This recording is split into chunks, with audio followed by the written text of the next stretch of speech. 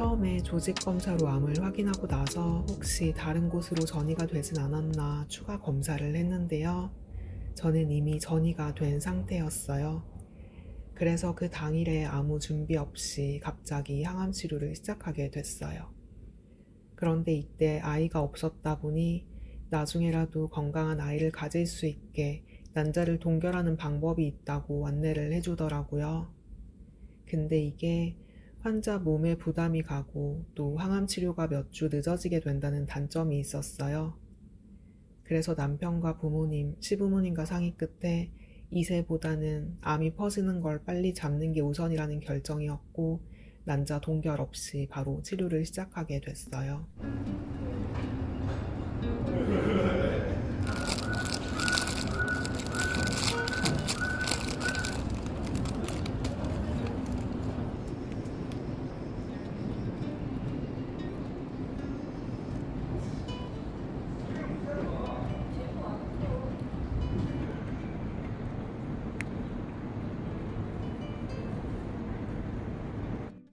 남편과 저 둘 다 평소에 아이를 꼭 갖자는 주의가 아니었기도 하고 당시에는 암에 대한 공포가 너무 컸기 때문에 선택에 대한 아쉬움이 크진 않았어요.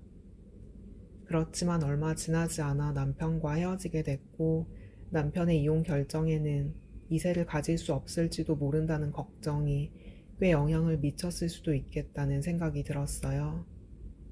그렇게 혼자가 되고 다시 가정을 이루는 건 내 욕심이라 여기면서 내 삶에 아이는 없다는 생각이 당연시 되어 왔어요. 그런데 얼마 전 돌잔치에 갔다가 마음이 심란해졌어요. 워낙 인간관계가 좁다 보니 남의 경조사에 갈 일이 거의 없는데 사촌 조카 돌잔치가 있어 거길 가게 됐었거든요. 행사장에 들어서니 홀마다 저마다의 잔치가 진행 중이었고 얼핏 보이는 제 나이 또래의 아내와 남편 그리고 첫 생일을 맞은 아기 이렇게 셋이 하나 된 모습이 보였어요. 부부의 신혼 때 모습과 아이를 낳고 키워온 가정이 영상으로 흘러나오고 있었는데 좋아 보였어요. 물론 육아가 쉽진 않겠지만 부모가 되어야만 느낄 수 있는 행복감이 있을 테고 살아갈 이유가 되는 소중한 존재가 있다는 게 부러웠어요. 자기 일 닮은 아이를 키우는 일은 엄청난 행복이라며 경제적 여건만 되면 5명도 낳고 싶다고 말하는 돌잔치 진행자의 얘기는 공감할 수 없었고 또 앞으로도 공감하지 못할 것 같아 뭔가 씁쓸했어요. 내가 아프지 않았고 평범한 아내로 살았다면 나도 엄마가 될 수 있었을까? 돌잡이하는 아기를 보며 겉으로는 웃으며 박수를 치고 있었지만 속으로는 많은 생각이 스쳐갔어요. 돌이켜보니 전 남편과 헤어지는 과정에서도 아이가 없어서 그나마 다행이라고 생각했는데 이제는 가지고 싶어도 가질 수 없는 상황이 되어서인지 아주 조금은 아쉽긴 하네요.